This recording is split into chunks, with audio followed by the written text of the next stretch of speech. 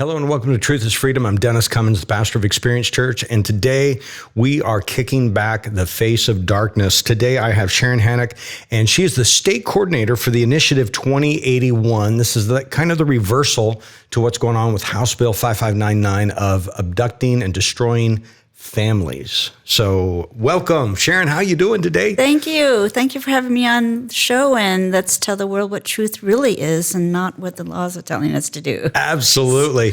And, you know, I do want to say, I want to emphasize not just state coordinator, but volunteer state coordinator. Yes. You're doing this all out of the goodness of your heart and hard work. And you've been at this a while, right? I've been involved in many different initiatives and referendums over the last years. All of them, a lot of them are primarily faith-based in the sense that these are social issues that we should be involved in because we need to reserve the rights for parents to raise our own kids as the Bible tells us to do. That's right. Now, where did that start? Because, I mean, the government and the devil has had his crosshairs on the family for quite a while. In marriage? Yes. I would say I got started because, like many of your audience, is you have moms and dads that have kids for the first time, and then you wonder, gee, I want to make sure I raise my kids right. What's going on in the school system? Yeah. And as I started investigating what's going on in the school system, I saw that some of the solutions were happening through our laws. Living down here in South Pierce County, I started to go to Olympia and spend 2 to 3 days a week in Olympia talking to legislators and giving my opinion, testifying on bills. What I saw over the years is this concept that the government knows best how to raise your kids, and the parents need to go away. And so year by year, I watched the erosion of that and the change of the moral values of our society. You know, one thing I want to say, though, a lot of times we use, and this isn't against what you said, I completely agree, but a lot of times people use the word government and then their eyes just kind of gloss over. And what they don't realize is that there's actually people that are turning the gears of the government, and those people got elected. And, yes. And this is why I don't understand why churches don't want to be involved, or they pull back, or they say, it's not our fight. We're just going to preach Jesus. And I think, you know, with that, when our nation was first created, and for many folks that have immigrated to America, they come here because they want the laws of the land. Well, they want a land of freedom. Yeah. They want a land of religious freedom and the ability to raise your children and your family. But what they didn't realize is that those freedoms came through laws. Yeah. And it is the laws that protect us. And as we stopped voting for certain people that had good, sound, religious, well, I would say Christian beliefs, then those freedoms started to go away. Yeah. So we need to pay attention of who we put in government, because they are the ones making the law. And there are some good people, but for whatever reason, once you get into Olympia, it's mob mentality.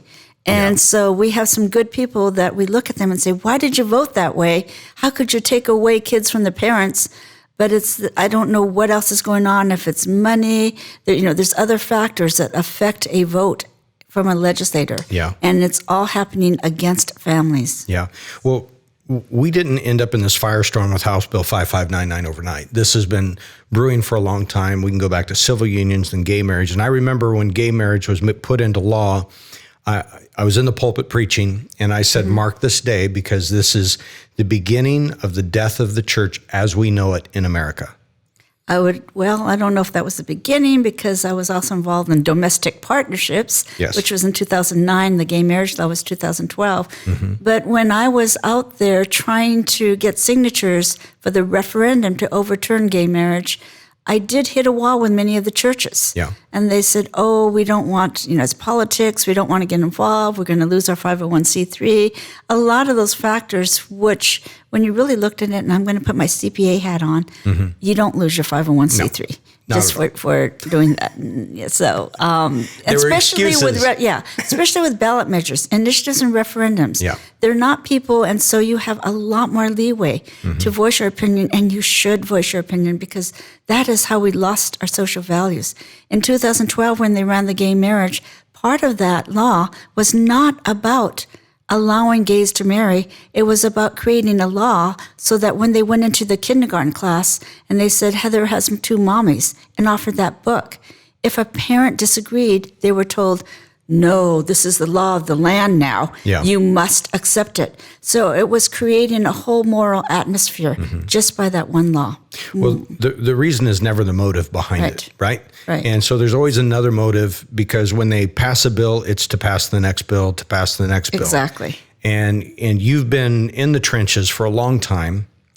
And here we are with House Bill 5599, and now we've got a referendum. But how do we fix this? Let's say we get the signatures, we put it on the ballot, and by some miracle, it's overturned. The people speak and say, we don't want House Bill 5599. Correct. Do you think that's a possibility? I think it is, because of the amount of people that understand this is not simply, I'm going to use the word, this is not simply about having children have trans rights. It's about parents not knowing that their children are getting certain medication without any wise guidance. It's about surgical procedures that could happen on children. And again, the parents are not involved in any of these decision making. And it could be as young as 8 years old. So we're not talking just about the 13-year-old and the Medical Minor Act.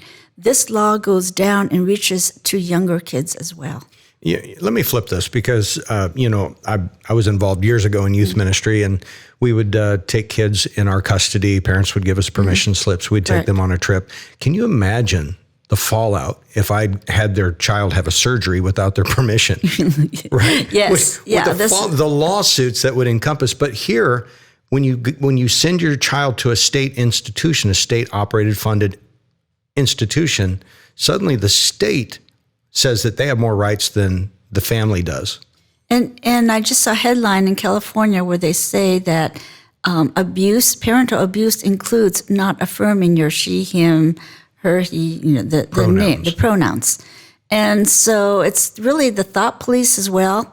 And so now we are punishing parents and taking away kids, and kids that may just be angry for one day and say, okay, I'll go to this host home, and all of a sudden realize, I want my mommy, I want my daddy. We don't know how much rights they are going to be allowed to have to go back to the parents. We do know of a situation where a child did say, kind of change their mind and say, I want to go home.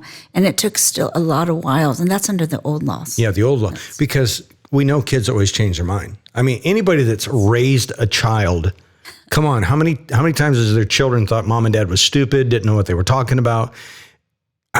And now we're giving them rights to make adult decisions when we won't let them drive, we won't let them vote, we won't let them serve in the military forces, can't rent a car, can't even get a tattoo, no cigarettes, no alcohol.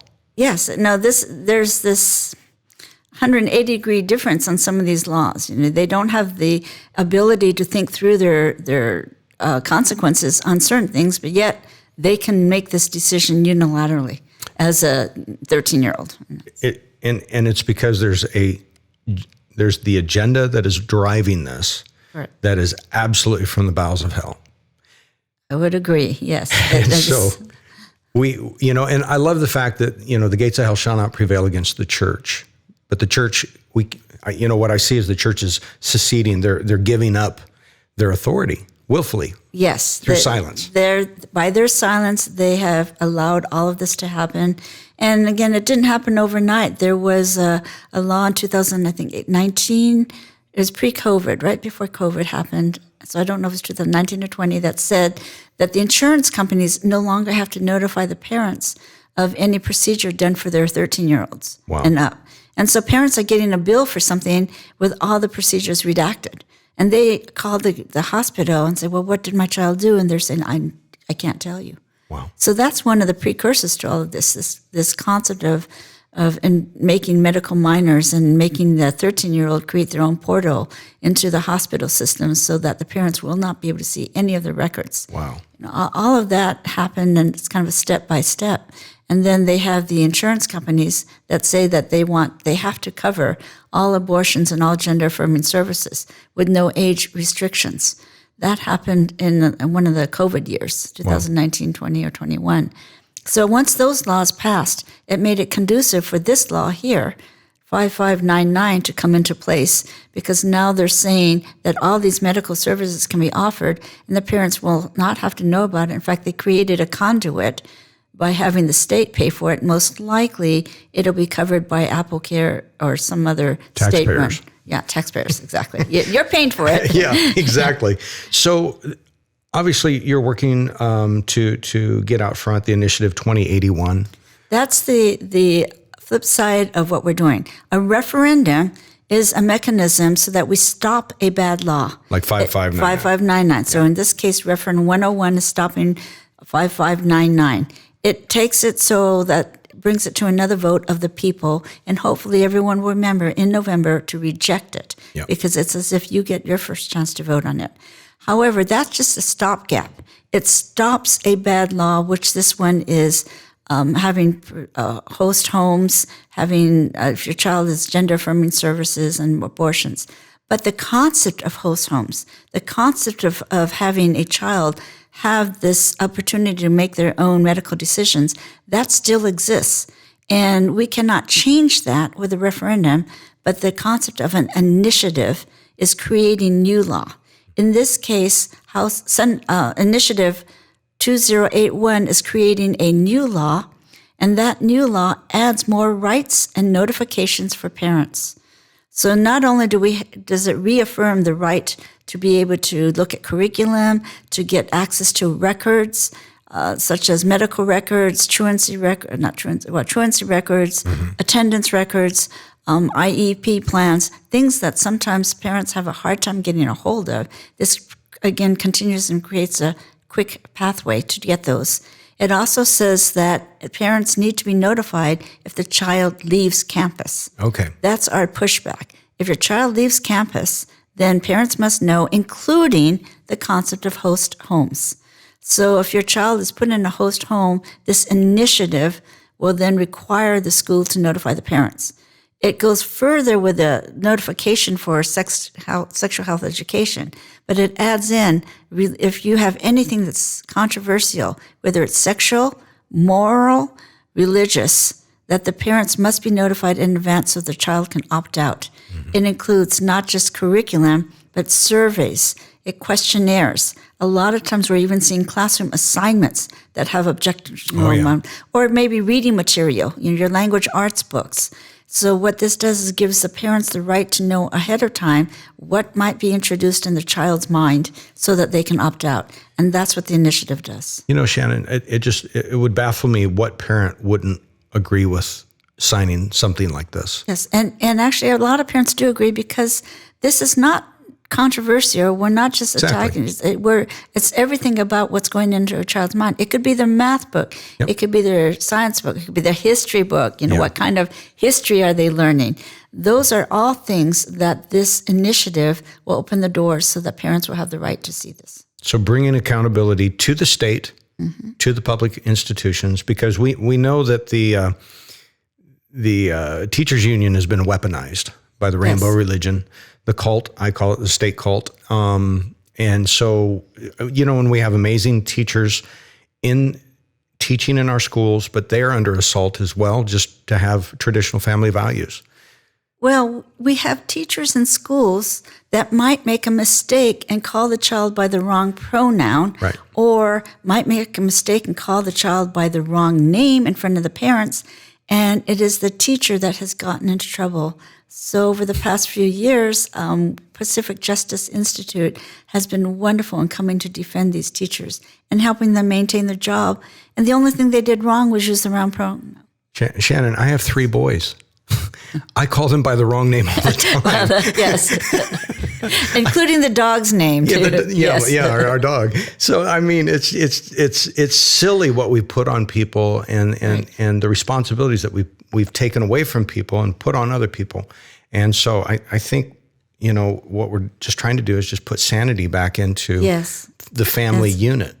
And again, we're doing it through this legal process called the initiative by creating new laws, mm-hmm. because we have a government that is not paying attention to the will of the parents. No, they're not. And we have a school system that is trying to separate parents from the children. And it is this ballot measure, what I call initiatives and referendum process, that we can completely bypass a legislature and bypass the governor. Once we get the ball rolling, our job is to get the signatures. $400,000 for an initiative by the end of the year, $200,000 for a referendum by the end of July.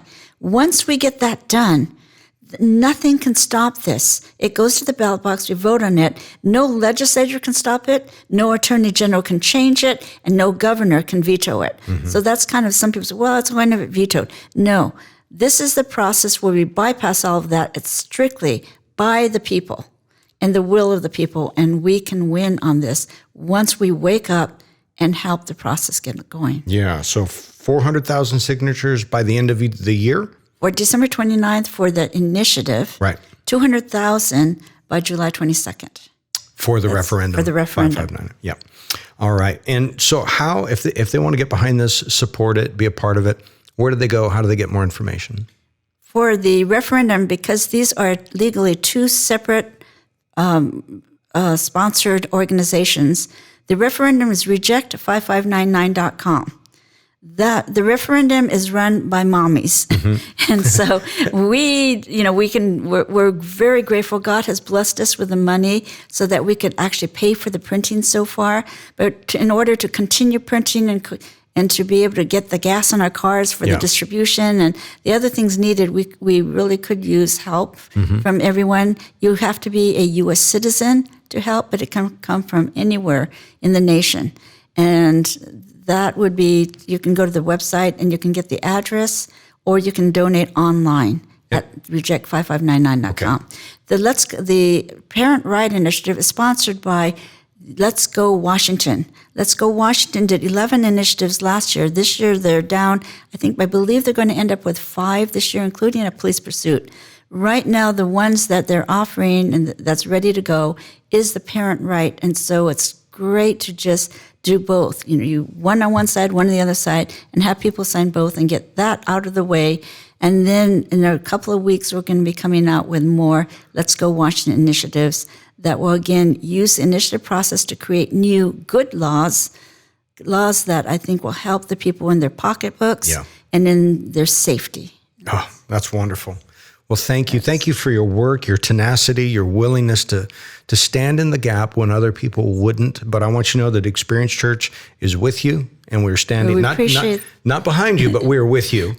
And this is a God. Yes, actually, this getting these signatures, it's humanly impossible, but with God we can do it, and we've done it before with the sex ed, 264,000 signatures in 45 days. We're hoping we can top that at 300,000 this year. Yes. All right. So if you're a church, we need you to be a part of hosting, the ability to put a table in your foyer, pastors talking about this from the pulpit, and getting these initiatives and referendums out in front of your people so that they know they can make an informed choice to sign or not. But I think you need to sign. If you're a born-again Christian, you need to sign. There is no apathy here. There's no question what we need to do to be able to protect family rights, okay? Well, thank you so much for being a part of today's program. And remember, like, share, subscribe. Let's send it out. Thank you. God bless. Truth is freedom.